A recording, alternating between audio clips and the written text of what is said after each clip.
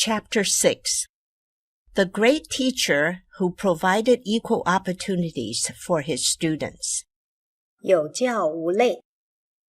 要是问一个普通的西方人孔子是谁，他很有可能会说孔子是中国文化里最令人敬重的古代哲学家，可以说与西方文化里的柏拉图或者苏格拉底齐名。然而对今天中国的年轻一代来说，孔子是最伟大的教育家，因此教师节就确定在了孔子的诞辰日，以纪念孔子和感恩世界各国的教师们。这一章我们谈谈孔子是一位什么样的老师。你可能会很惊讶，孔子其实是一位很实在，甚至于可以说很可爱，一点都不古板，也不让人感觉莫测高深的老师。许多孔子与学生之间互动的故事，后来都成为了中文里的成语，而这一章就介绍其中2个。孔子并不是普通学校里的老师，他只是与一群弟子常聚在一起的师傅，从一国周游到另一国。据说孔子一共有72位弟子，而这些弟子也是鱼龙混杂。对孔子来说，不管学生的社会地位、经济情况怎么样，也不管他们来自哪里，只要有心向学，他都愿意收为弟子。孔子的学生当中包括夷族，甚至还有人品有问题的学生。有一个学生名叫颜捉句，据说就曾经是个强盗。为了让弟子们都上得起学，孔子收的学费很低，但并不是所有的学生都赞同孔子这个做法。下面这个故事说的就是师生间的争议。孔子与弟子们回到老家鲁国的时候，发现鲁国士兵在边界关卡收取行人的过路费。孔子很懊恼，更因为付不起所有弟子的过路费而尴尬。这时，一个叫子贡的弟子大方地为大家付了过路费。另一个叫子我的弟子认为这是一个跟老师理论，于是就对孔子说：我早就跟您说过，应该涨学费。您管学生吃，管他们住，就是在补贴他们。您收的学费那么低，就等于让有钱的学生搭了便车。要是您涨一点学费，就有钱补贴那些真正穷的学生了。就像这个关卡，我觉得国家应该涨过路费。国家维修道路和其他公共设施都是要花钱的，穷人可能一个月只过3次这个关卡，而富人或许来往30次。要是提高过路费，国家就有钱补贴穷人了，涨学费也是一样的道理。这个听起来好像有逻辑的说法，遭到了老师一顿训斥。朽木不可雕也，粪土之墙不可污也。孔子的意思就是，一个卑劣的学生是不值得教的。听到师父这样说，子我委屈地说：我不是主张多收学费，而是想为穷人办好事啊。孔子提倡的人人都应该有平等受教育的机会，就是我们今天说的有教无类。然而一些学者就这个成语提出了另一个解释，就是教育使人们变得平等。换句话说，无论人们来自哪个社会阶层，有多少财富，知识水平怎么样，是什么种族等等，只要接受了教育，他们之间的界限就消失。尽管孔子什么学生都愿意教，不过他的标准也很高。在孔子看来，教与学是老师和学生都参与的双向互动。如果学生不愿意或不能从老师给出的例子中做出简单的推理，那教那样的学生是没有意义的。《论语》里有这么一个故事。有一天，孔子老师跟学生们说：“举一玉，不以三玉反，则不复也。”也就是说，孔子要学生们从他举的一个例子推想出其他3个实例。孔子甚至告诉学生们，要是他们做不到，那就不值得他花时间再教他们了。今天举一反三这个成语常用来形容老师们最喜欢教的那类学生。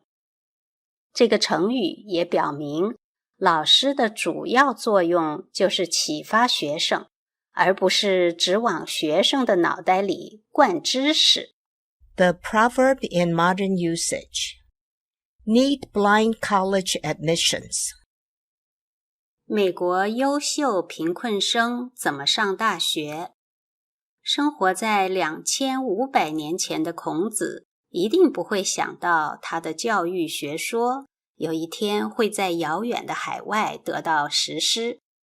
然而，美国的精英院校在招生的时候争相录取来自社会弱势群体的学生，并以少数民族在学生总人数中的高比例为荣。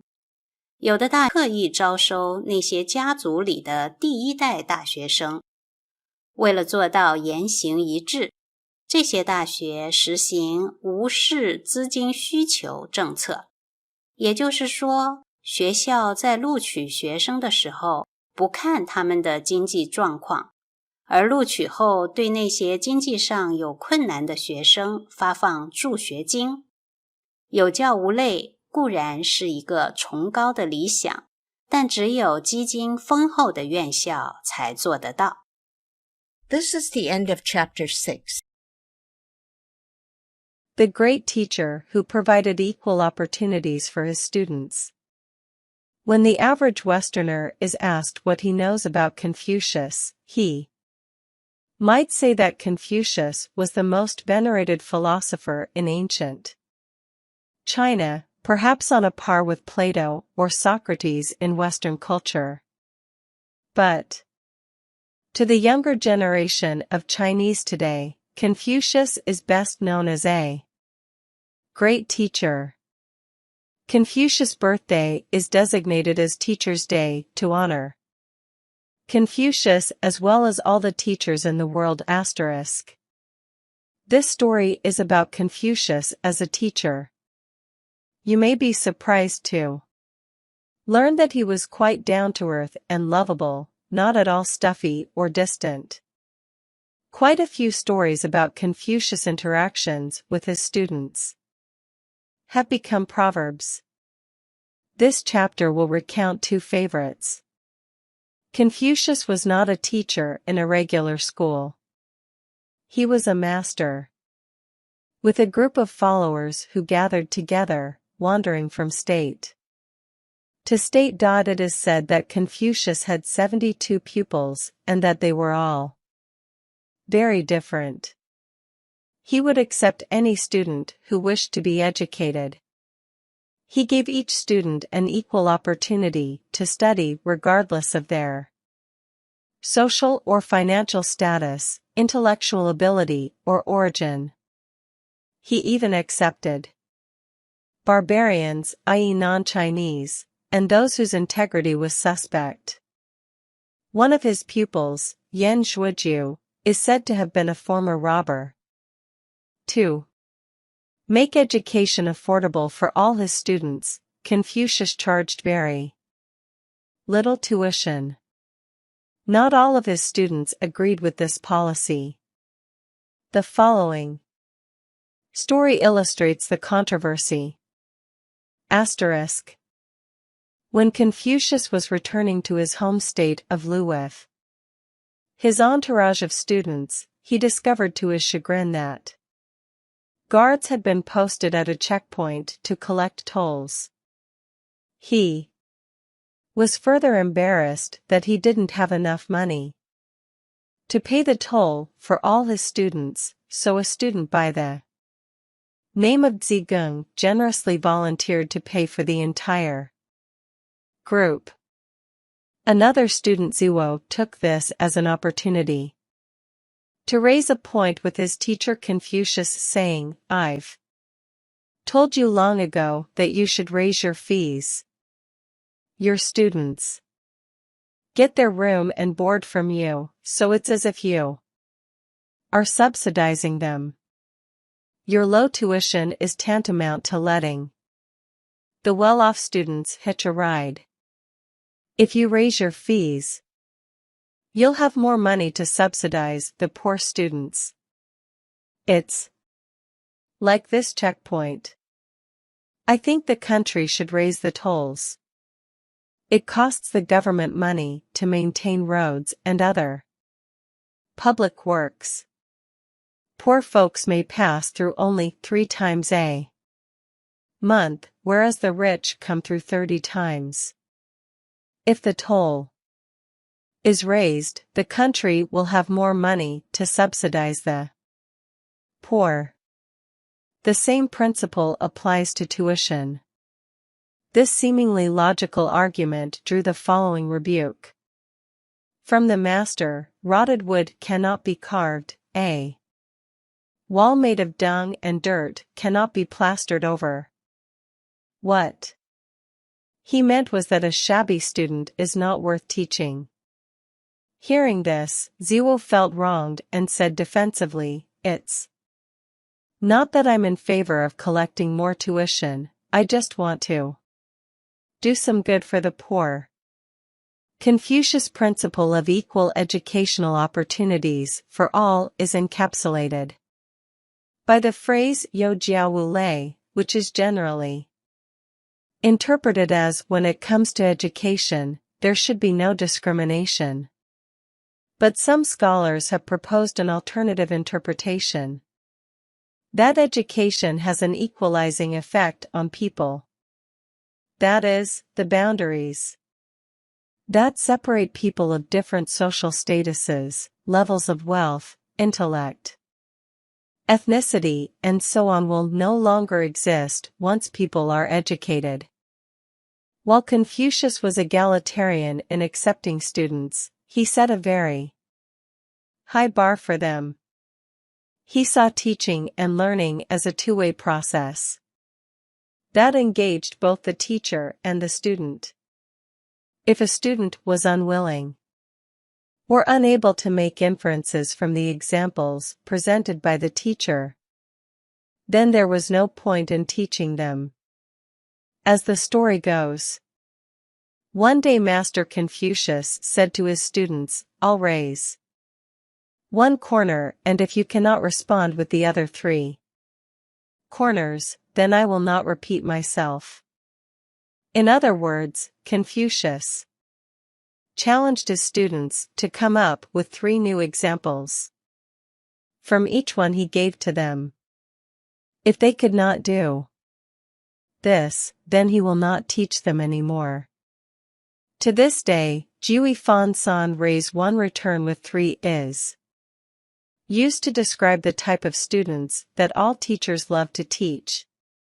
It also captures the idea that the main job of a teacher is to inspire students to think and learn for themselves, rather than to download knowledge into their brains. Need-blind college admissions. Confucius could never have imagined 2,500 years ago that his philosophy about education would someday be implemented in a world far beyond China. But today most elite colleges in the United States compete to enroll talented students from underprivileged groups and pride themselves on the percentage of ethnic minorities within their student populations. Some institutions even make a special effort to recruit students who are the first in their family to attend college. To match their deeds with their words, these colleges practice need-blind admissions. That is, applicants are admitted on the basis of qualifications without regard to their financial status, and all admitted students who need financial assistance will receive financial aid. Of course, equal opportunities for all students is a noble ideal, but only the best endowed institutions can afford it.